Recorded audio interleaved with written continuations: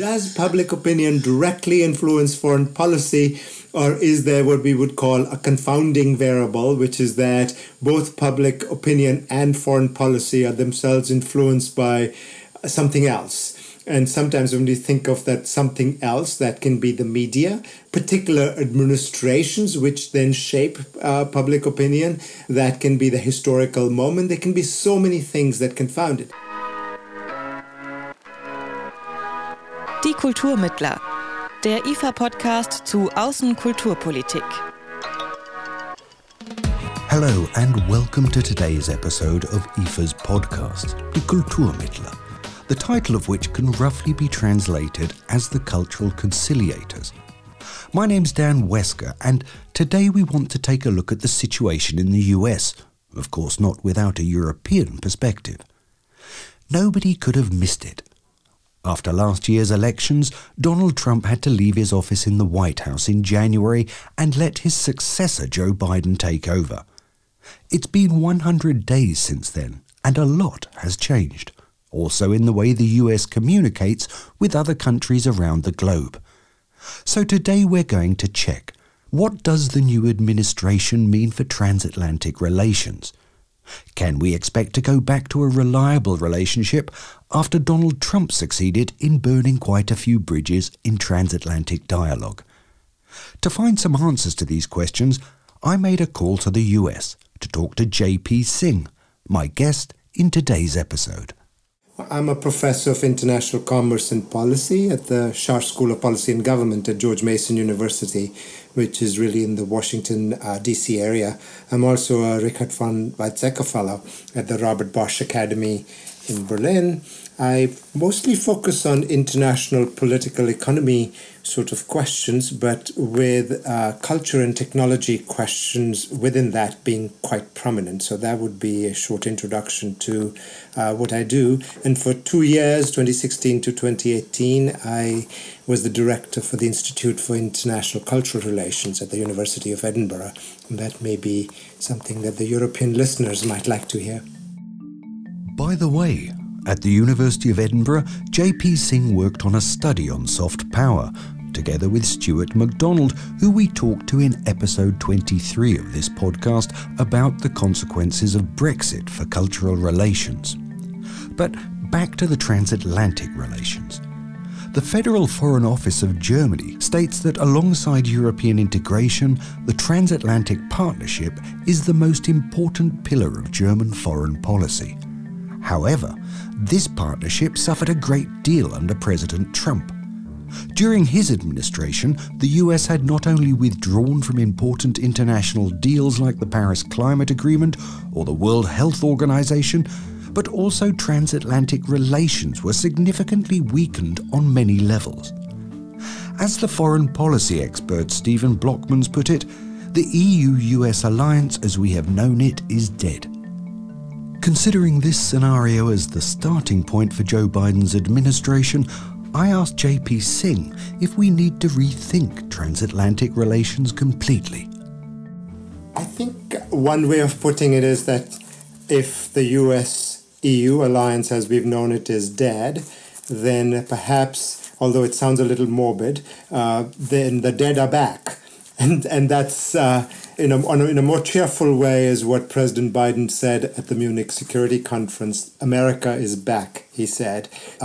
Back to what? I don't think we are back to the way US and Europe was in the immediate post-war era.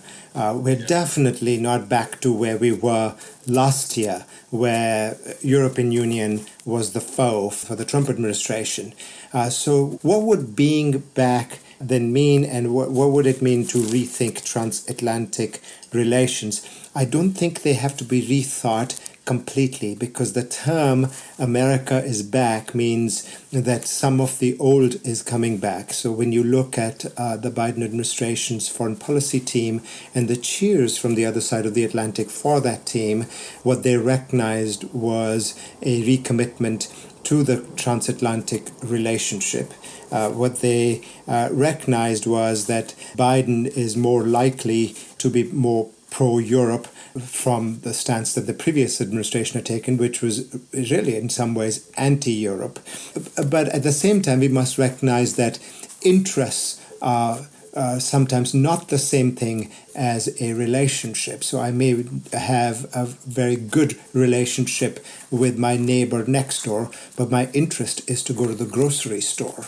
That doesn't mean that I'm necessarily spiting my neighbor by not taking his or her groceries. So I think in the same way, US and European interests may not always be the same. What we will see in America is that working together towards common interests is really where a lot of the rethinking will take place. And we're already seeing instances of that in terms of global tax treaty through the OECD, or working together on policy from the Western world, so as to say, towards China, or sort of broadly in terms of thinking of what has been called an alliance of democracies, or kind of the global liberal order as it was in the past, shaped mostly from the Western world. Yeah, we can see earlier in the year, in March, Joe Biden attended the European Council summit, which is quite a big deal since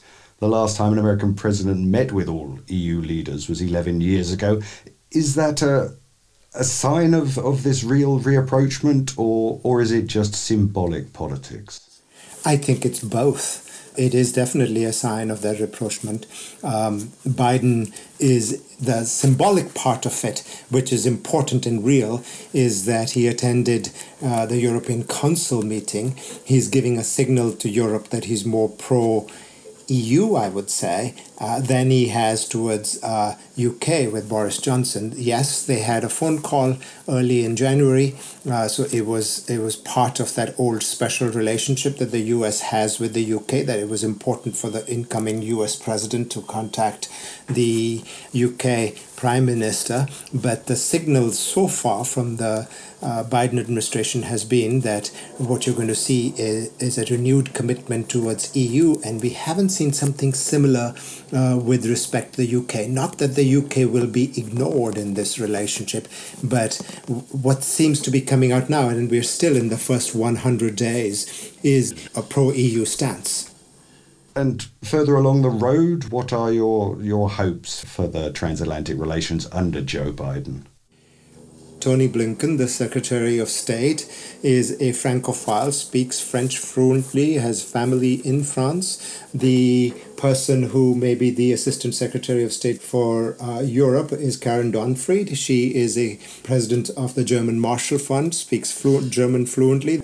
So at some level, if you look at the tea leaves, what the Biden administration is indicating is the importance of France and Germany to American foreign policy, which would mean that whatever emerges would come out of sort of this coordination among these three powers, so as to say, not that the others would get ignored, but that at least is indicative of the way that this foreign policy might shape up. What I would expect would be some kind of a stance vis-a-vis China, and that's where I think Germany will need to, if I may say so, step up a bit in terms of where they want to take it with China. Germany has had a very close commercial relationship with China, but lately they've also realized that they share some of the concerns with respect to dispute settlement, with respect to intellectual property issues, with respect to regulations in China that are closer to that of the US. So Germany could coordinate with the United States, but the difficulty is that Germany has not done so to a great deal in the past.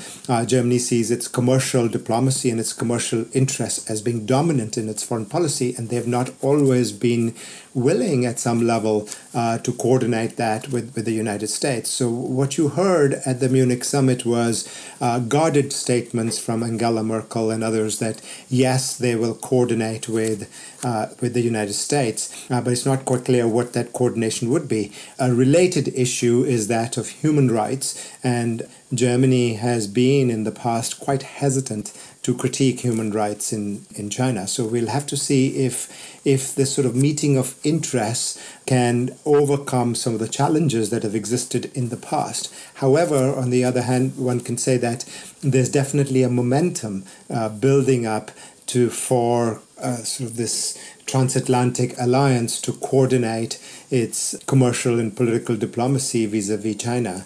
And so that's one concrete outcome that I can see might come out of it. The second one might just be sort of the strengthening of the European Union with United States making pro-EU statements, which is not what we were hearing in the last 4 years through the Trump administration.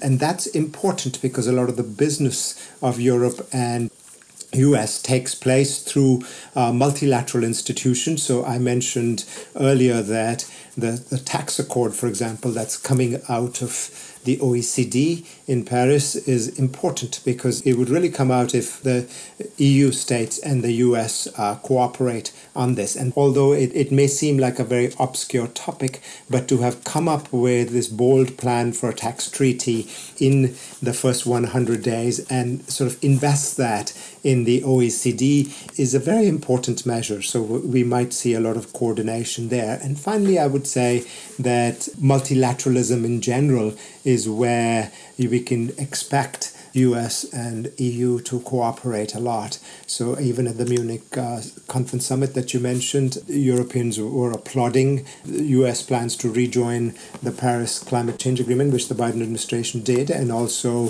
the World Health Organization. And the US did not hold back on the appointment for the new Director General of the World Trade Organization. So there are lots and lots of things that have already happened which point to the fact that you will see strengthening of this multilateral order. We'll just come back to China again. Under President Trump, relations with China also hit a low. And shortly before Joe Biden was elected, Germany's Foreign Minister Heiko Maas stated that the future of transatlantic relations will also be decided by the right way to deal with China. Now, we've spoken a little bit how they could deal with it. How should the EU and the US shape the relationship with China in the future, also on a cultural level? Right, and that's always sort of a difficult question to answer because you can answer it at various levels and yet all the parts are connected. And what I mean by the various levels are the ones that you mentioned. There's an economic, trading, investment relationship. And that may be where the interests diverge at some level the most, and that's what I hinted at before. Then there is this issue of China as a rising great power. And then thirdly, there's this issue of culture, as you mentioned. Does China share the same vision of the world that the Western world might or other countries might? So let me address it at all of these three levels, keeping in mind that the three are connected.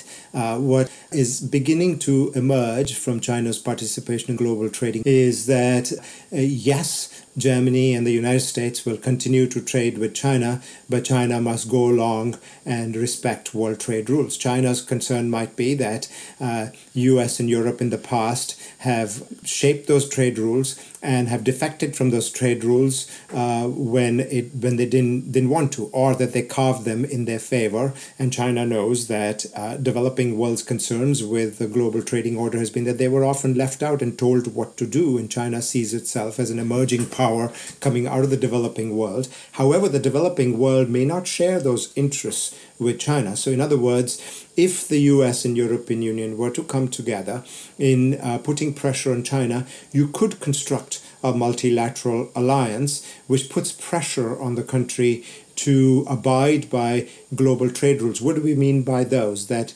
if you're part of a market economy, that you undertake tariff cutting exercises, that you do not distort trade through local measures, things like giving heavy subsidies to agriculture or to fisheries or to coal mines or to manufacturing, and that intellectual property concerns are respected, and that there's a fair dispute settlement mechanism in case the disputes arise. One of the concerns that the incoming National Security Advisor in December had with the European Union's new investment treaty with China was that they should have waited perhaps before signing the treaty. And one very real concern was that there is no real dispute settlement built into that treaty, in that European Union hastened to sign the treaty without really pressuring China harder. Now, European Union was negotiating that treaty when Trump did not want to join an alliance. So one can imagine why the European Union sort of decided to go it alone. But now there's an opportunity to work together. Then there's this issue of China as a rising power. I think that Washington is far more concerned with China as a rising power than perhaps Brussels or Berlin/Bonn or Paris are. Not that they don't see it, but great power rivalries are among great powers, and that's US and China in this particular case foremost, and then perhaps the European Union. And depending on who you ask, whether we should be containing a rising China because it's going to be a militarist China versus should we be containing a rising China because China might shape the global order, is a very broad question to try to answer. Personally, I think we should be concerned more with specific things rather than worrying about China as a great power, because that kind of grand strategy that international relations talks about is very hard to diffuse in practice, especially when you have people on the other side who may not join that kind of a strong alliance that may be needed. Finally, there's the cultural question. And here again, it's hard because culturally one might say that Europe and US have more of a shared history than, say, US and East Asia do. But when you stop to think for a while, US interests right now are foremost in East Asia, if China is the big question, even for the German foreign minister. So in other words, shared past may not mean much for in terms of where the interests are going. And second, there's a recognition now in the United States as well as in Europe that shared past has been a very white European past, and the US no longer shares that. And neither does Europe at some level. So some of the fissures within US and Europe have to do with what does that sharing mean and who has been left out of that sharing. The United States Trade Representative is Catherine Tai, a Chinese American. And so I think that's an equally important appointment from the Biden administration as with the Tony Blinken appointment or the Karen Donfried appointment. So culturally, while there is a shared past in quotation marks, whether that sharing has left out others and what that sharing might mean in the future is still to be shaped. The years of the Trump administration did not only strain transatlantic political relations. During this time, European public opinion towards the US shifted as well. In January, the European Council on Foreign Relations published a study on the topic. It clearly showed that most Europeans were happy with Biden as the new president of the US. But big majorities in several member states of the EU had lost trust in the US system altogether. In Germany, more than 70% of the respondents considered the US system in being between somewhat broken and completely broken. But will these numbers have an impact on the future of the dialogue between the EU and the US? How strongly can the public opinion affect transatlantic relations? I asked J.P. Singh for his assessment. You're talking to a scholar, so this is one of those quantitative questions in my head. Does public opinion directly influence foreign policy, or is there what we would call a confounding variable, which is that both public opinion and foreign policy are themselves influenced by something else? And sometimes when we think of that something else, that can be the media, particular administrations which then shape public opinion. That can be the historical moment. There can be so many things that confound it. That said, I'm not trying to avoid that question, but what I would like to say is that I'd like to see the surveys coming in this year and next year and see if there's a rebound in that relationship. I'd also point out that Americans also, while many of them will hail their European heritage, 40% of Americans at some level may trace their origins back to Germany, for example, they also have suspicions about what Europe is about. It's the old world. It's the world that fights a lot. So in some ways, that's where their mistrust comes from in Europe, that Europe is more likely to be very selfish in its interests. And Americans like to see themselves as sort of the city on the hill, which does good things for the world. And that's where the Europeans sort of laugh at Americans at an everyday level and say, you're sort of fooling yourselves. So there's that part of it. But I think that at a very concrete level, leaders do have their ears to the ground in terms of what public opinion seems to be saying. And while there's this mutual mistrust on both sides of the Atlantic, there's also a great trust in globalization, however much that may sound so paradoxical, because there are definitely quarters in Europe and United States right now which do not believe in globalization. Usually those are either the far left or the far right, and in the US case, people have said the far right now includes a majority of the Republican Party.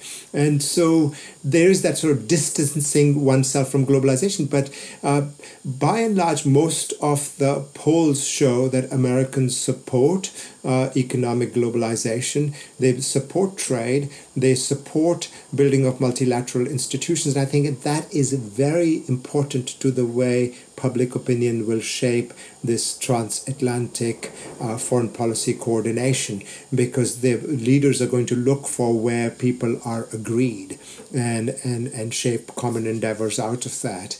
So the mutual suspicions across the Atlantic, yes, they exist. I think they will change, but I would also argue that there's also a mutual regard for globalization processes from which I think that the leaders will try to shape common foreign policies.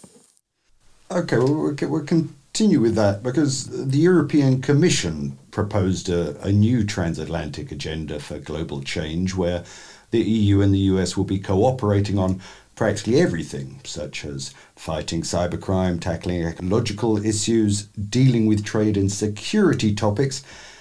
The word culture is not mentioned in this agenda. Are cultural relations falling behind? I think cultural relations have always fallen behind, but I would also add they're also right there up front without being recognized as such. Well, let me speak to both. And the latter first. Foreign policies are shaped through an understanding of interests. One has to question, where do interests come from? And one ready answer might be that they come from shared values. And values are always situated in the sociology of our times, in our cultural pasts, in our histories. And that's where culture is always up front. So while I might say, well, my interest is that as prices fall, I will go out and buy more of a product, yet I'm culturally shaped to see those prices, and I'm culturally shaped to go to grocery store A versus B and the kinds of things that I pick off of the shelves of that grocery store. So in other words, this laundry list of things that European Union has put forth at some level will need to be and is situated already in a cultural past and a cultural present and a future. It's hard to see that because cultural culture is such a slippery term. Culture is about groupness. Culture implies that who's in the group means that somebody's been left out of the group. And the moment you start articulating those types of cultural axioms, it may actually lead to friction in sort of international negotiations and interactions. So it's left out. But sometimes it's deeply understood that it's there. Then there is sort of the small c of cultural relations, which has to do with if culture is, for example, the third pillar of EU's foreign policy, and in Germany too, culture is explicitly named as the third part of German foreign policy after economic security, those two things. And one wonders why the Europeans left it out of that agenda. Well, one could be because they know that when they're talking to Washington, culture doesn't have any resonance. Unlike the European Union, we don't have national cultural institutes, so there's no Institut Français or British Council or Goethe or IFA counterpart in the United States. So that could be one reason that it was left out. We don't have a cultural ministry in Washington, so that could be another reason that it was left out.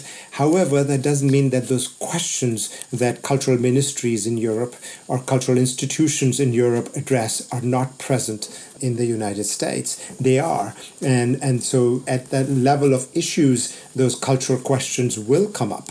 Those issues may be things like coordinating broadcasting, coordinating television flows. Films is a huge issue of dispute between the European Union and the United States. Also social media, exchange of content over social media, how they have to be regulated. So embedded in those technology type issues may be what we're calling platform economies right now. These huge ownerships of infrastructures in the internet age through which all sorts of cultural exchanges, cultural content is being passed from one place to another or one individual to another, and we still don't quite know how to regulate those platform economies and the various levels at which they have to be coordinated. So I would say that culture is very much present in those, even if it's not explicitly named, and that it might be a strategic maneuver on the part of the European Union to not mention culture explicitly, but let it be understood. J.P. Singh already raised the question earlier in our conversation about re-establishing relationships and going back to how things were pre-Trump era. Back to what? Were transatlantic relations sufficient the way they were before Trump? A group of millennials says no. They call themselves progressive Atlanticists and wrote an open letter with lots of ideas to establish new standards in transatlantic relations. One important point they make out is the need to break the transatlantic so-white cycle. The authors claim that US European power centres lack representation from the constituencies they seek to serve. In other words, the way transatlantic politics work does not match the way communities look today. That's why transatlantic politics fail to include diverse opinions and perspectives. So I asked J.P. Singh, are transatlantic relations facing a problem here? I agree, and I would even add overwhelmingly so. My last book was called Sweet Talk, and it was on racism and paternalism from the global north towards the global south. I was quite pleased that I was asked to be on this podcast. Usually when you hear of a podcast about US-European relations or you switch on your television screen and they're talking about Europe, you see some white person who is going to be speaking to those relations. And I think, as we would say in America, the chickens have come home to roost. What you're finding in Europe as well as United States is that they are multiracial democracies. And that have led to huge fissures in domestic politics. And the reason that they're going to have to move beyond that transatlantic relation so white is because within those Atlantics, these multiracial democracies which are trying to figure out how to move forward. And that's where this is as much a question for transatlantic relations as it is for within North America or within Europe or other places. So the recent debate in Berlin over the Humboldt Forum is indicative of that. It was merely a museum which was going to foster debate debates on post-colonialism and be very sensitive towards display of art objects that Berlin museums already have in their collections. What became of the Humboldt Forum at a controversial level was that Germany has no idea on what to do with those art objects or how they were acquired and what is to be done with them. And I think it's a really useful debate to have. And so there is no icing on the cake anymore. Everyone can see the ingredients and how it was manufactured. And the way that cake was manufactured was through leaving out lots and lots of questions. So the current German politics, the immediate springstone for them was Angela Merkel's policy to let the refugees in, and Germany fell apart over that. One has to question why. Why did it fall apart so badly? What was happening that the entire political edifice came undone and far-right parties in Germany were able to profit from that? Well, there can be many factors, but the one that's very important is that German politics has been very white at all sorts of levels, whether you look at the Bundestag, you look at who are the CEOs of corporations, you look at who are being represented, who is inside the system. So they're going to have to come to terms with that. This is not a multiracial democracy that was foisted upon Europe. Europe called for it. It lies in the colonial past. Unless both Europe and the United States come to terms with the fact that they are already in a multiracial moment, and that multiracial moment has been built on past exclusions and colonialisms, we will not be able to move forward. Absolutely. I mean, there is the protest against it, and you've mentioned it earlier in something else you wrote. And that is in terms of a global protest culture and the international solidarity for the Black Lives Matter protests in 2020. You talked about an evolving global civil society. Where else, apart from the BLM protests, is this global civil society emerging and playing a role? I think it emerged in the support that President Biden received at the 2020 elections. And it'll be interesting to see what happens with the German elections in September, October, and what happens with the French elections. It'll be interesting to see what happens with the Scotland question, what happens in the way that we deal with the recent protests and violence in Northern Ireland.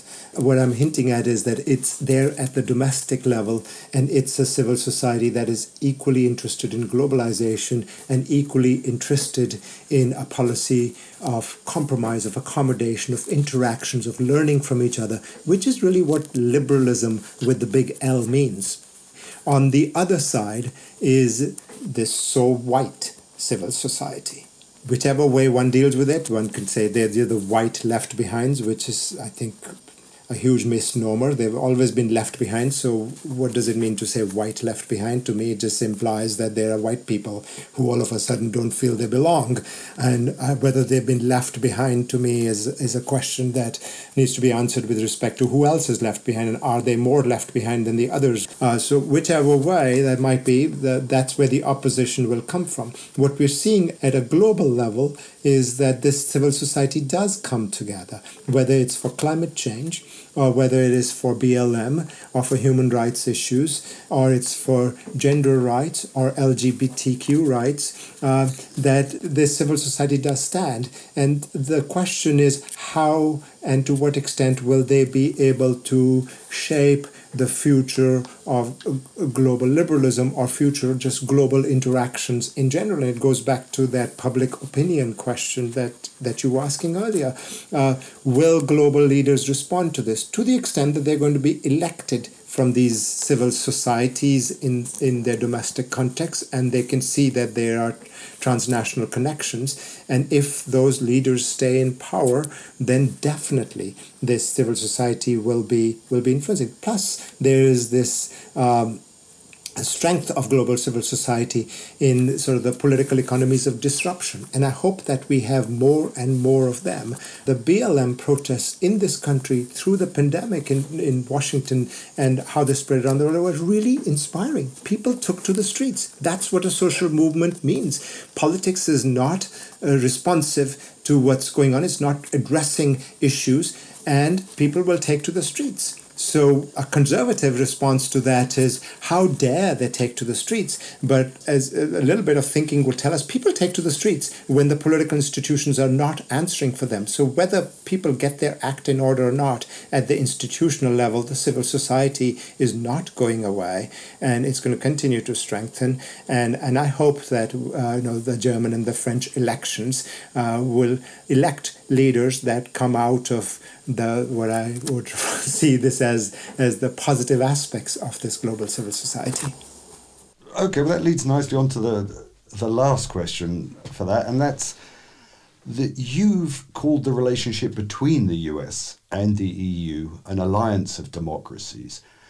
Keeping in mind that the US and the EU are both struggling with their own democratic issues within, won't we have to expect this alliance to grow ever more fragile, or is there more hope there? I think both at this point, if anybody is asked. One understands that Biden was elected with the smallest of margins at some level, in that he didn't have a historically high vote, but so did Donald Trump. And the Democrats lost votes in Congress and barely skimmed through on the Senate.